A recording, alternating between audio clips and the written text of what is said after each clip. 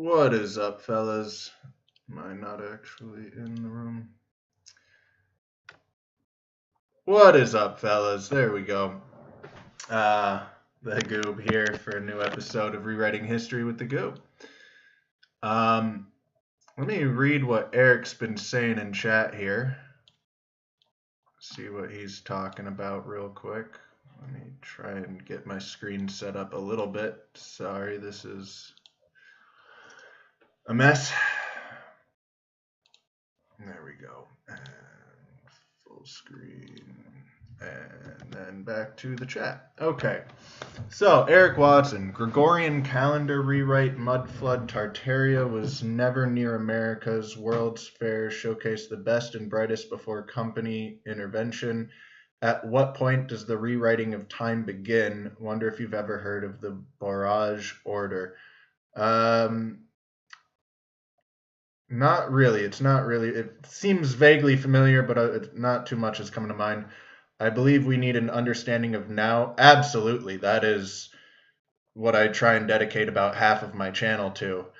SAR, AGI, Apocalypse Tech for Spicy Sun. Think we all need to access info or sanitary situations and an understanding that maybe AGI might be ancient tech that's transferred itself before. Yeah. You can't hear.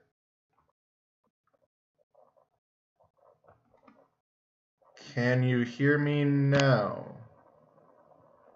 Why is my... Okay, can you hear me now? I think you should be able to hear me now. For some reason, every other time my audio's automatically enabled on my phone. I had to manually enable it this time, so hopefully you can hear me now. Hopefully the delay isn't 5 minutes again, so I don't know. I was just reading all of Eric Watson's comments. I'm not very familiar with the barrage order. It was you. Okay. Hopefully I didn't... Did I create an echo by... I can mute myself, though, if I did. So, all right, you guys should be able to hear me. Shouldn't be an echo now. I think we'll be good. So, yeah, you're mentioning the Spicy Sun and AI, and I'm not actually sure what SAR stands for. I'm assuming AGI is another shorthand for AI, with an extra word in there. Let me know. But yeah, Spicy Sun. So that's been in the news. The sun is getting spicier, and that's like made mainstream news. Was this giant hole in the sun that is blasting us, and so that's fun. That's and they're talking about how the solar maximum is basically starting now, starting at the beginning of next year, essentially now, especially with that hole in the sun. So the beginning of the solar maximum is starting this year. It's gonna get spicier. We are just in the beginning stages of sun spiciness. So yeah, there is a lot of delay on this stream. I don't know why that is, because I see your comments coming in now, and I was talking about that, like 2 minutes ago. So that's unfortunate, but oh well. Last week's episode was awesome. Really enjoyed the call-in. Hope I get another call-in. That'd be fun. So the Mudflood, World's Fairs, and Phantom Time hypothesis, as well as Tartaria. That didn't make the title, but I wanted to talk about Tartaria. And maybe one of you guys knows more about Tartaria than I do, because honestly, I've done a decent amount of research into it, and it's still very confusing to me. More so the mainstream side of it is confusing than the conspiracy side. I can actually make sense of that part. But yeah, let me pull up just some images of the World's Fairs. Chicago's a good one. Did you guys know that the Eiffel Tower was made for a World's Fair. It was a temporary structure that was built for a World's Fair.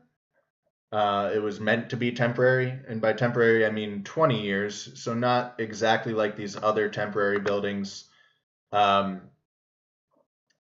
So these buildings here are, according to Tartarian Mudflood alternate historians, these are buildings that were already here in America.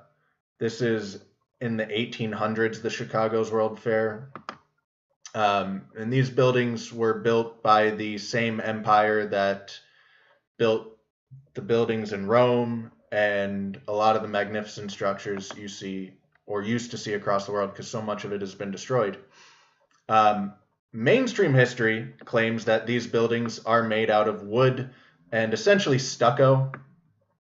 I forget exactly what they had a unique name for it, because it was a unique mixture with horsehair and plaster and stuff, but it's basically just plaster and wood according to the mainstream history. But take a look at this right here. I mean, even if those buildings are fake, you have all these fountains, you have the canals, you have bridges and the foundation of all of those buildings, and for the streets. There's, a lot more than just temporary structures going on there. Did I say Rome? I did, but the other Rome. You got wood. Yeah, us men love talking about Rome. So the World's Fairs tie into Tartaria, however you pronounce it, because that's the civilization usually, there's different theories out there, but usually associated with these World's Fairs buildings. And that's just Chicago. You can look up pretty much any of the World's Fairs from the time they come to America until 18 or 19, early 1900s. They start to fall off after a while and get less impressive. But all of the World's Fairs, the Chicago one might have been the most impressive, but only by like a slim margin. All of them are ridiculously impressive. They go all the way from Alaska to Buffalo to Chicago to, all over the place. And they were entire cities, essentially, that are supposedly constructed over the course of a couple years, where they're laying, like the Chicago World Fair, the land that it was built on is supposed to have been a swamp. Supposedly before the Chicago's World Fair that was there, before all of this was there, it was just swampland. So in the course of less than 3 years, they cleared out the trees and the swamp, and they dug canals, they poured foundations on swamp, these massive, massive concrete foundations. They then built a bunch of fake buildings. Although they built one real building, every single World Fair had a real permanent building that was constructed as well. So they were building all of these stucco buildings and a real building. They're building all of the fountains. They're building all of the, pumps that go along with the fountains. They're building all of the electrical equipment, these giant dynamos. There's an entire building. Let's see if I can pull up an image of the Chicago's World's Fair dynamos, or the power. Yeah, so they're not showing the whole building here. There's rows of these. There's like 2 rows of these giant, it's a huge building just full of these things. I'm not getting a great image here, but I mean, you can kind of see what I'm talking about. Imagine like 5 or 6, or I don't know exactly how many in a row, and then 2 of those just filling up a building. So even with, because people who buy into the mainstream story, they love to just go, oh, they were just temporary buildings. Of course it went up in a year and a half, 2 years, 3 years, whatever the hell, right? Depending on the fair. It's just a temporary, it's not even that impressive. They're just temporary. No, this is a massive, massive, massive undertaking, even according to the mainstream history narrative. A very difficult to believe undertaking But I believe it. I believe it. I believe in the mainstream history for the World's Fairs. There is a fantastic documentary on YouTube narrated by Gene Wilder. Don't know how you feel about him. People have mixed feelings, but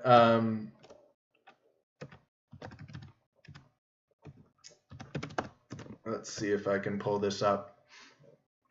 And it is a fairly thorough documentary. It shows some of the construction. It really shows a lot of the fair itself. It's very, very cool. It's this top one here. I believe it is, at least. And there are other documentaries on other World's Fairs. And when I was going down this rabbit hole years ago, I actually went very deep into the research specifically for the Chicago's World's Fair. Cabbage, that's not one of the things I was going to talk about, but I'll talk about a little bit the Cabbage Patch Kids. I'll mention them. I went really deep into the research for the Chicago's World Fair. Like, I was digging deep. I was going straight to the source. And so I managed to find pictures that supposedly were the swamp. Alternate historians might argue these are faked pictures or, Photoshop, because it existed all the way back then, the vanilla skies and everything, which is a weird thing. There are a lot of weird things with this time period, just like every other time period. But there's pictures of the swamp. There's pictures of them bringing over some of these buildings or like partial buildings on barges. Again, people argue it's all Photoshop, but there's enough documentary evidence of the actual construction of these fairs and the destruction of these fairs. There's multiple pictures of these buildings in partial construction where you can see the wooden skeletons, you can see the unfinished plaster, as they're being torn down. There's, again, you can see the wooden skeletons and such.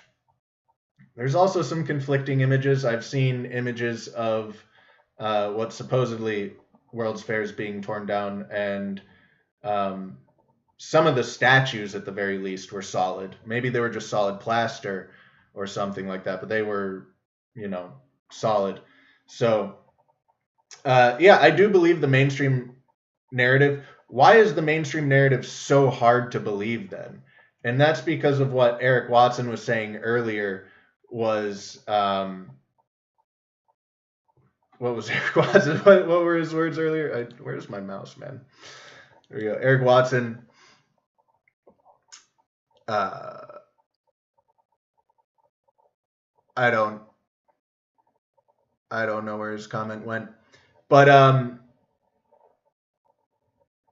we need to understand now. Sorry, that was his comment. Jesus Christ, we need to understand now, and I think that's why it's so difficult to accept the narrative of the World's Fairs, is because there is this, one of the deepest beliefs instilled almost globally. There might be an exception for like Africa, maybe the Middle East, but certainly all of Europe, all of Asia, all of Australia, all of the Americas, North and South. There's this incredibly deeply instilled belief, like gravity, of progressivism, of human progressivism. I'm not talking about left versus right.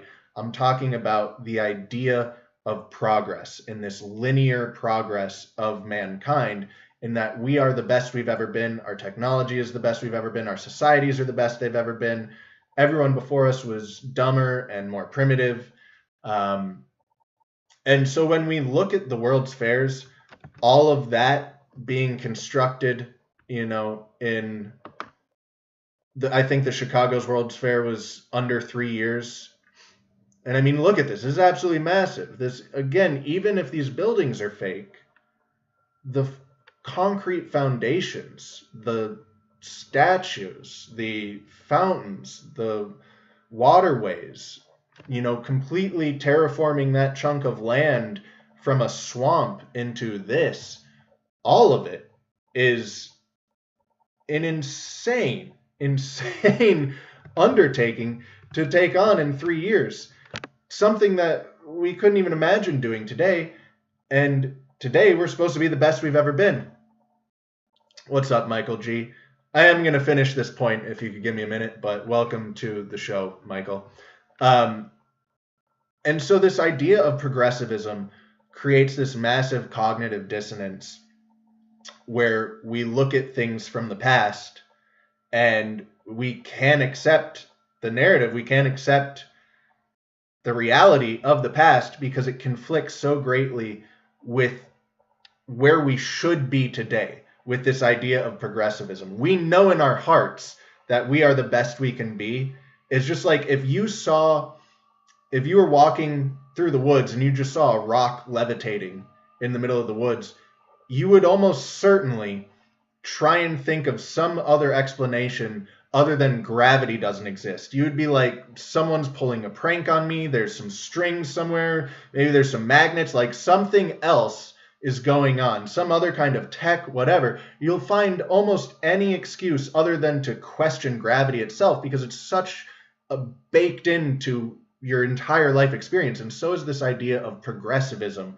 And that's why people leap to these conspiracies. They leap to Mudflood and Tartaria and all of this other stuff is because the idea that our now is a lie, that we are not currently the best we could be, the best we ever have been, is so baked within us that we just instinctively will go to any other explanation before that. So Michael, are you in the call? Are you actually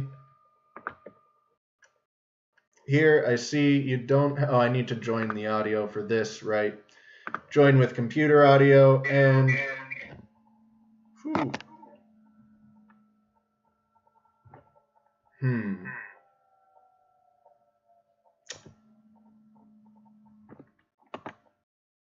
Let's see. Is that not a whole lot better? I think I'm gonna have to leave and rejoin myself. So, Michael, if you're there,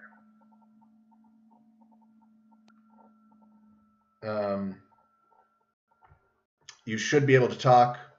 You guys should still be able to hear me as well, I think. And I'm gonna try and rejoin this meeting. Oh, I kind of see you too. You're on camera, but not on audio, Michael.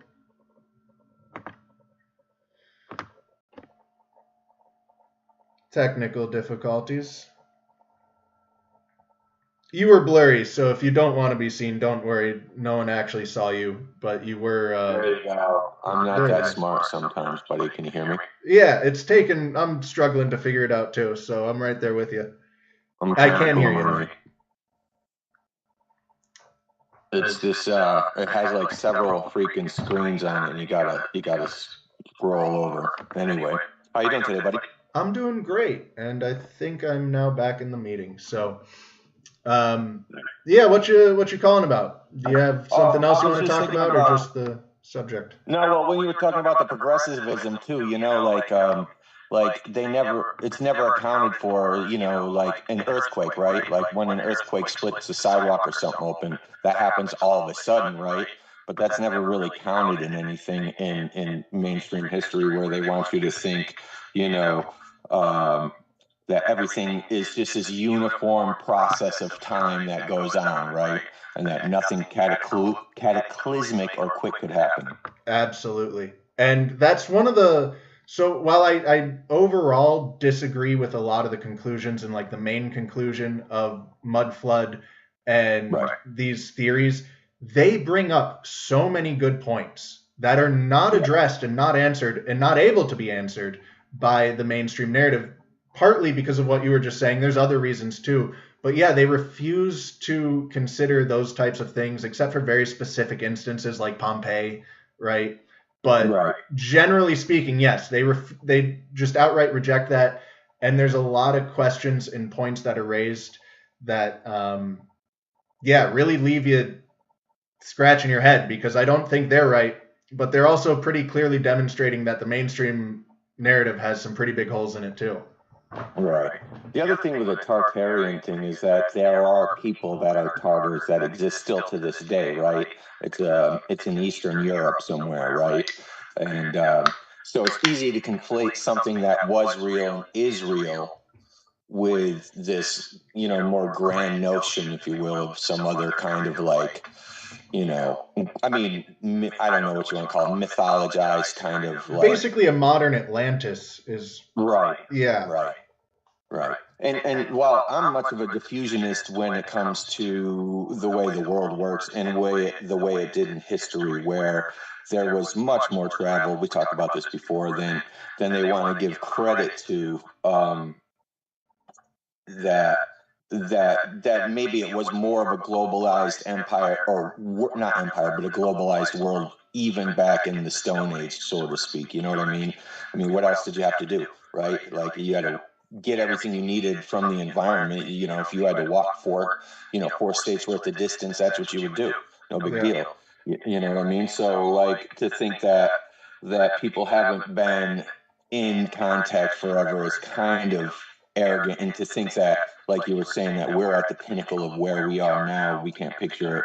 And we can't picture even Stone Age people doing some wild things that they did back then. I mean, they survived, they got to here, right? Yeah. So obviously they were much more advanced than we'd like to think. And it's just easy when you can turn on the water and it's hot and it's running, you know what I mean? And it goes away too when you're done, that you would think that everybody before you must not nearly be as intelligent as you are. Right. And there's this I mentioned previously that like there's this hostility between historians, archaeologists, and like normal people, really all scientists and normal people. And it's not even necessarily so much their fault.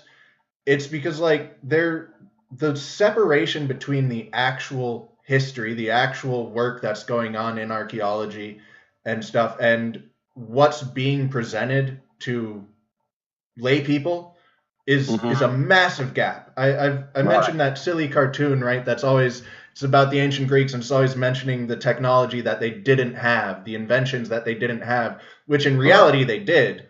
They did have them, but that's just the narrative that's instilled throughout all media, and media is what needs to be controlled to control the narrative. So I think there's a lot of control on the media, and it's yeah. Go ahead. I'm sorry. I was just saying without these narratives being established, people would just absolutely revolt because they would see the contrast between the past and now and where we should be and all of this stuff. So yeah, it's yeah. The other thing I was thinking too is it has to do with shoot, I lost my train of thought. About the past. And, yeah. Like academia, right? Like they kind of swim in their own dookie. It's like they can't see. They're like it's like I picture it like fish in an aquarium, right? Like they're in there swimming around. And you think about like Clovis first, right? People on this side of the world have been finding stuff older than those Clovis points, but anybody that did back in the day got poo-pooed, right? And they were run out of town and their careers were destroyed. And all of a sudden now, many years later, it's all cool. Clovis wasn't first after all. Sorry for ruining your career and holding up history for a few, decades. Yeah. And it's that sort of thing that people have some kind of, they build careers on this stuff that, you're not going to just go back on your entire body of work because because somebody else comes along and finds something else different, right? I mean, you would think that these people would do that because it's, science, but, people are people. They do people things. Right. Yeah.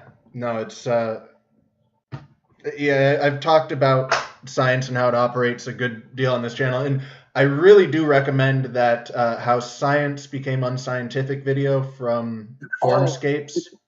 Dude, that's funny because that's been in my feed coming on, and I've been seeing it, and I've been meaning to watch it, so I will. Yeah, it is a long video. It's 2 hours long, but he gets right to the point, and it's just like boom, boom, boom, boom the entire time.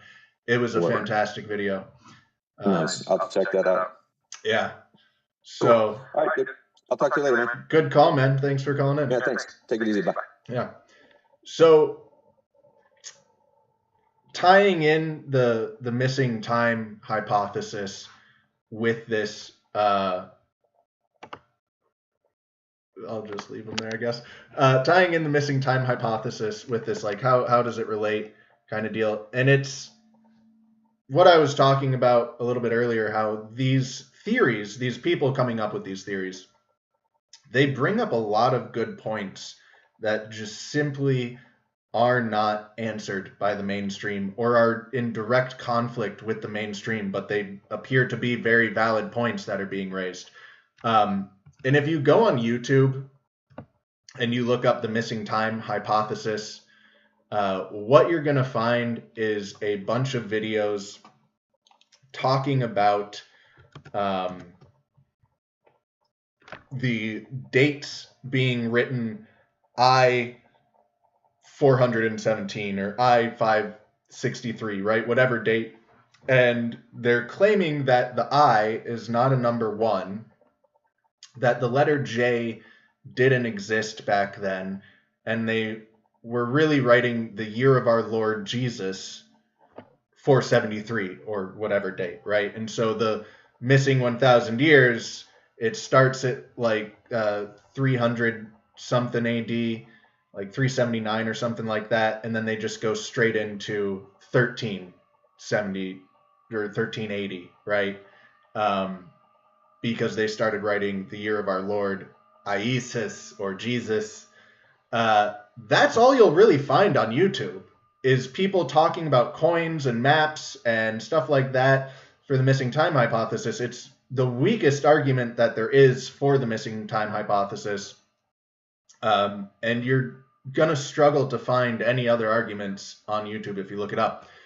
But if you go to this website, stolenhistory.net/forums, you're going to have a bit of a finding a needle in a haystack time on here, because there are a lot of people sharing very wacky ideas. There's also a lot of good people doing really good research and actually, like I said, pointing out these hiccups in the mainstream narrative that just don't add up. And they do show things like they have maps that have, in argument for the Tartarian, right, the pre-existing buildings in America, there's maps that show like Buffalo before Buffalo existed and show a large famous building that used to be up there on the map depicting Buffalo. And there's other evidences, right? There are some weird things. This map was made before that building was constructed. Why is the building on the map, you know? But like I said, I think there's enough evidence to relatively follow the mainstream narrative on the World's Fairs. And as for the Mudflood, that one's actually a lot more interesting. I'm going to see if I can find the thread I was looking at earlier. This might be it. Yeah, I think this is it. So just there are some good pictures on here of Rome. And like I said, some of these people are doing really good research. And I mean, look at this. This is from, when is this from? I really can't tell when this is from, but it's old. It's 1740, perhaps. So this is a wood etching of Rome, I think, taken in 1740, sometime around there, possibly. And you can see how much mud is built up around all of these buildings. That is an archway that, like, there's more archways under here. It's pretty deeply buried. And they make the point that you see people digging it out and excavating it, and all of these earliest, not photographs, but drawings, etchings, wood carvings of of Rome, you're constantly seeing people excavating. I mean, look at the size of this thing. This thing doesn't exist anymore. But this is just seemingly a foundation to something else that used to be there. You can see the people for scale. My goodness, that is... Let me see if I can open this in a new tab, get a full look at it. That's crazy right there. That's from Rome. and there's a lot of this stuff. This is not a unique... I mean, there's so much that I had never seen, that I'd never seen talked about, like this stuff. Even if you're ignoring the whole Mudflood hypothesis, it's just a cool place to see some old stuff that you don't see. And it does raise a lot of very interesting questions. I don't know what this joke is about. Did I say Rome? I'm missing something there, but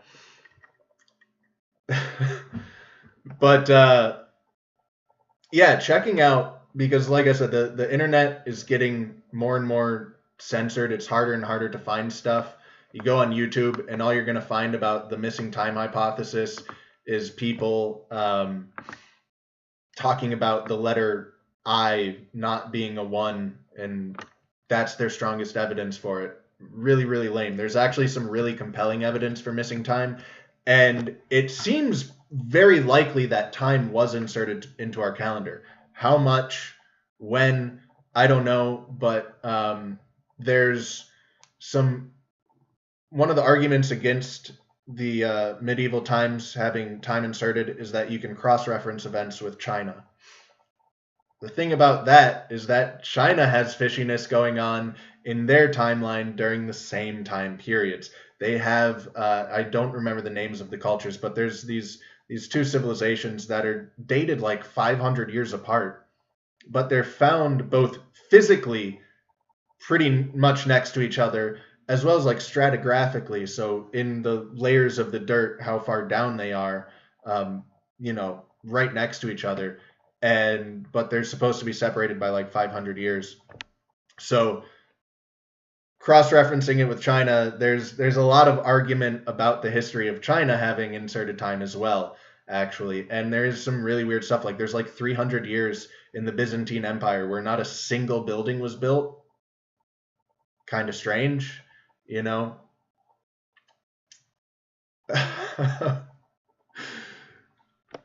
You guys are on it in chat. I'm trying to keep up, but let's see.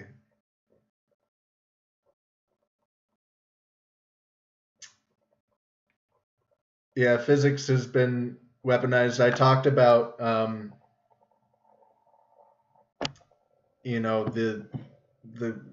the catastrophe in cosmology is what they're calling it. And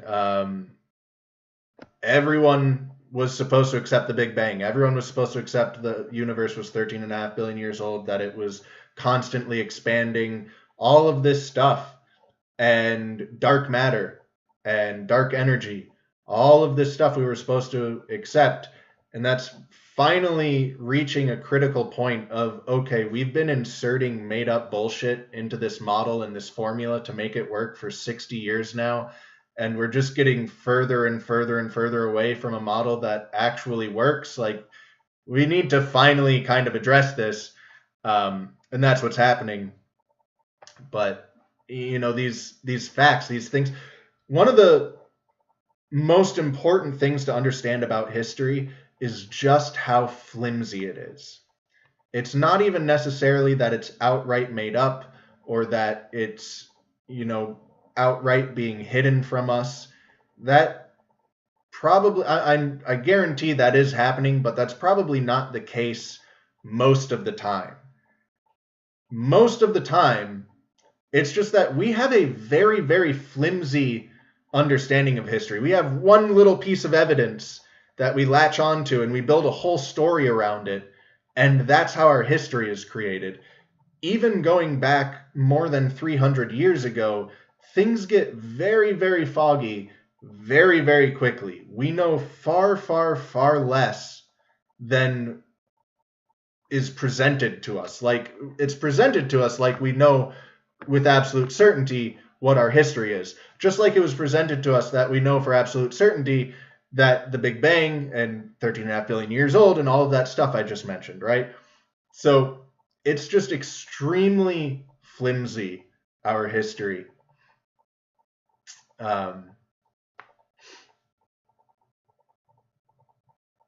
Yeah, so Phantom Time, it's got some very valid points to it. There's some very Fomenko, if you're familiar with him, and many other people have had various different theories for Phantom Time. It's not just a single theory by a single guy. There have been a lot of very, very smart people like Fomenko who thought that a lot of our history didn't add up, and it's probably because a lot of it doesn't add up. It gets difficult to speculate on all of the motivations and stuff, but do I think that 1,000 years were inserted into our calendar? Probably not. Do I think that there are some major discrepancies with our history and with the actual timeline? Absolutely. There's, yeah. The Tartarian Empire, I don't think it was. I mean, it being global is, I guess, how you define a global empire. Were they traveling and trading all around the world? It wouldn't surprise me at all. I think a lot of people were doing that, like Galunas is talking about. I think there's a hell of a lot more communication and travel and trade going on in our past than we've been led to believe. So were they a global civilization? Quite possibly, but were they like ruling the world like this modern day Atlantis? Was there this great reset 200 years ago that wiped out Tartaria and restarted with this civilization? Probably not. Although I have seen on that website, stolenhistory.net, people have like dug up old family books that have been passed down generation from generation, recording family history and some world events. And they tell some interesting stories that are quite different than the history we've been led to believe. So who knows? I keep an open mind. I don't think it's likely, though. Yeah, Rome, whatever the fuck that means. I have no idea what you're talking about. But yeah, in the Mudflood, I think a lot of what Galunas was talking about is applicable here because there is a lot of evidence of a mudflood. The mudflood, I actually, to some degree, do buy into. Like, I showed you that picture. That was just one example of Rome buried under like 12 plus feet of dirt. And there's cities and towns all over the United States with similar images. In it, a lot of cities, there's explanations that can be provided. Whether you buy the explanations or not is up to you, but like there's people that at least are able to come up with some kind of explanation for the cities.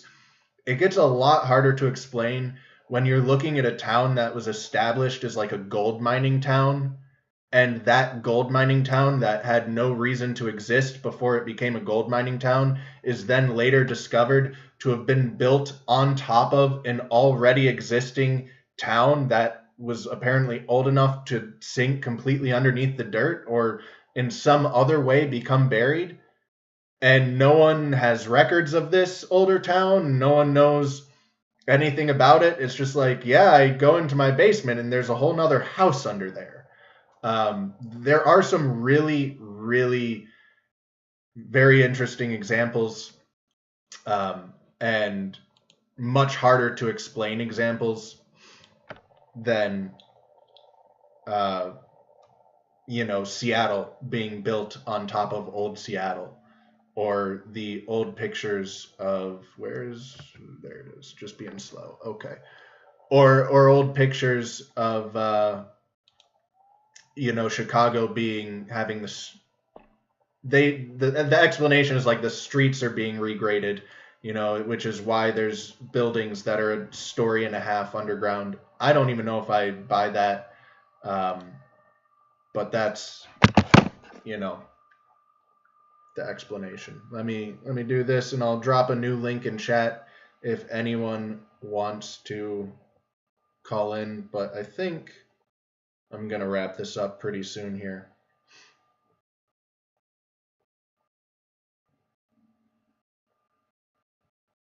EBX3, all right. I think I forgot the 4. Yep, forgot the 4.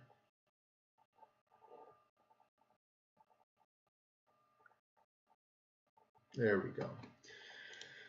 And I'm back, fellas. And I'm back.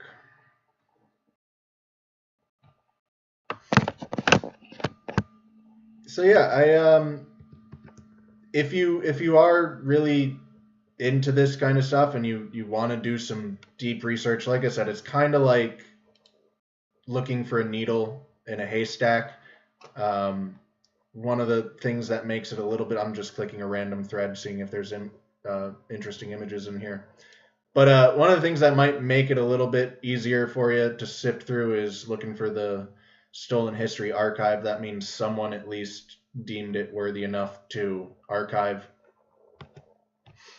But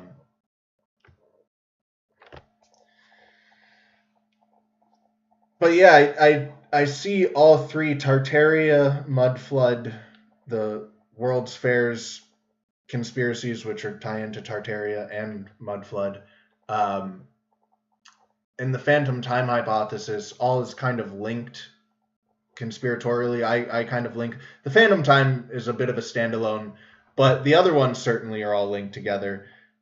And what links them together in my mind is that they point out really good points. They all have completely valid points that really throw a wrench into the mainstream narrative that just can't be addressed by the mainstream narrative.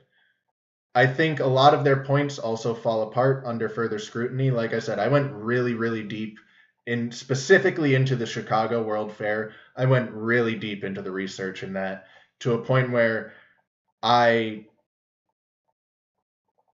if it is all fake, man, they really, really covered their tracks well with a whole lot of documentation that they made up, a whole lot. They were very thorough if it is fake. So I can't buy fully into these theories, but they're very fun, and they are a lot deeper and more interesting than what you're going to find on YouTube talking about the year of our Lord Isis. So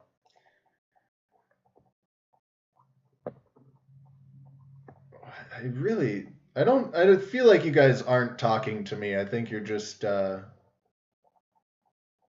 talking to each other, which is cool. That's fine. I'm just a little lost in the conversation. So where does history start?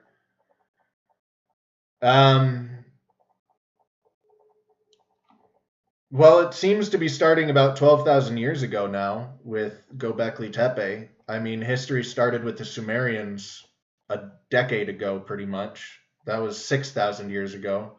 Now it starts with the Sumerians. And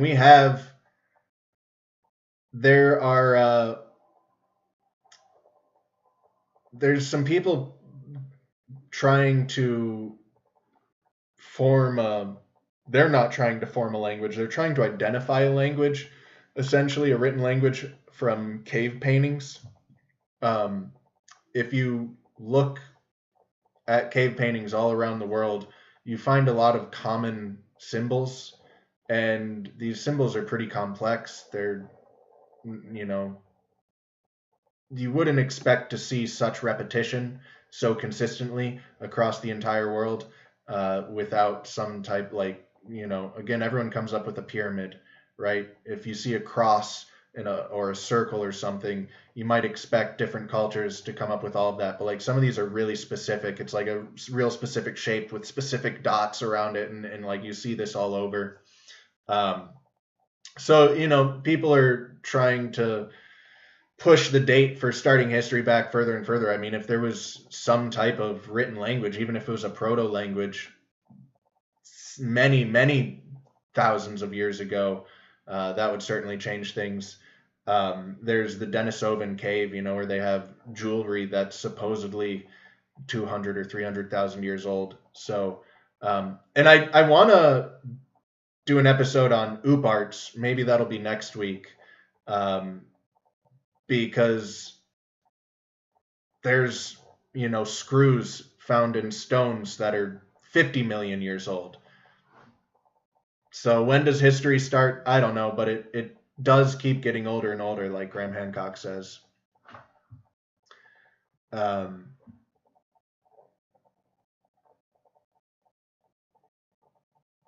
Nibiru is a fun one, man, and it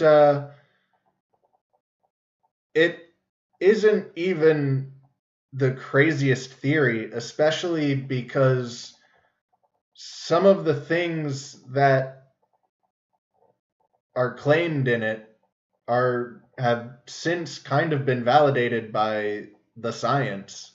Um, the scientists are like, yeah, there actually is another planet out there that comes around like every 20,000 years or something like that. I don't remember the exact. It might be even longer than that.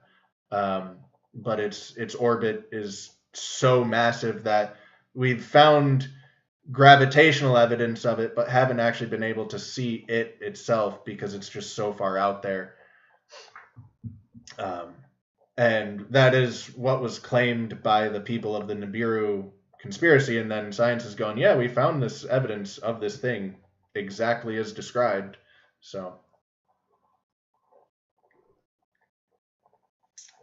yeah, I think that I don't know if Stonehenge is 13. It really is no way to tell. I think we've gone through a lot of cataclysms. I think 12,000 years ago, we clearly went through one with the Younger Dryas. But, I was proposing that theory of a smaller but still very significant reset 6,000 years ago. And that's probably not the only one. I mean, there's a lot of stories of conflagration, fire in the sky. Tsunamis happen, earthquakes happen, volcanoes happen, comet impacts happen.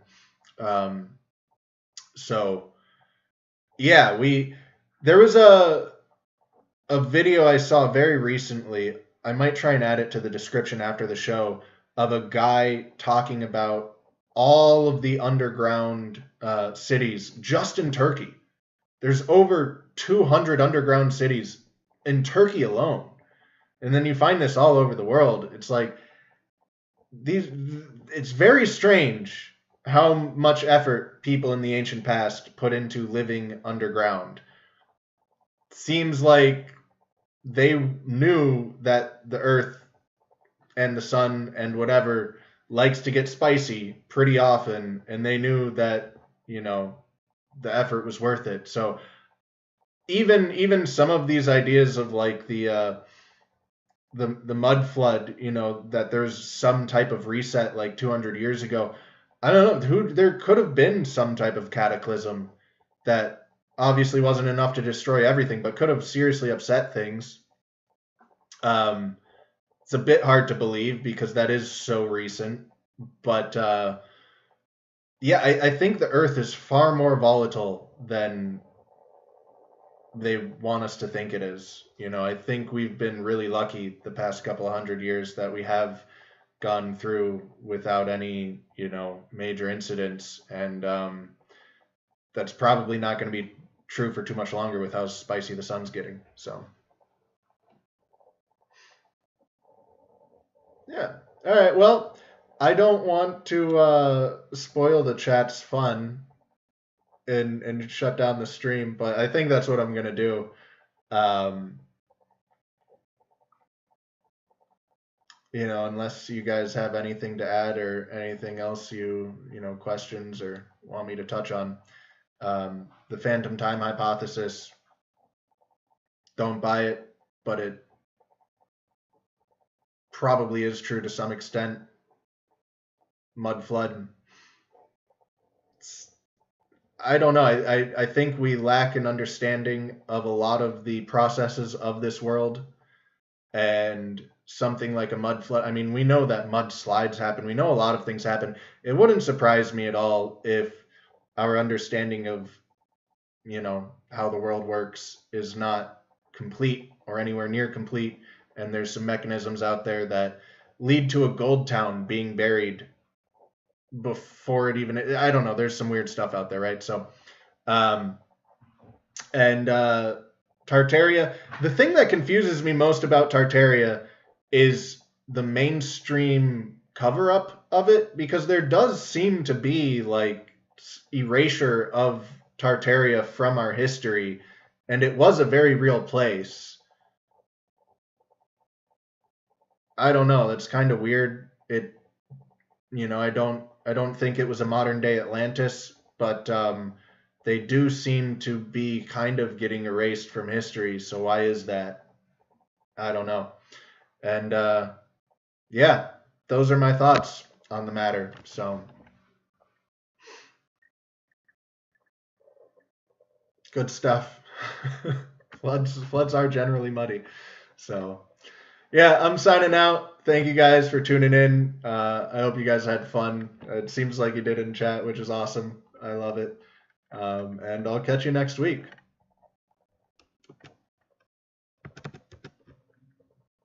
Every time, man. There we go.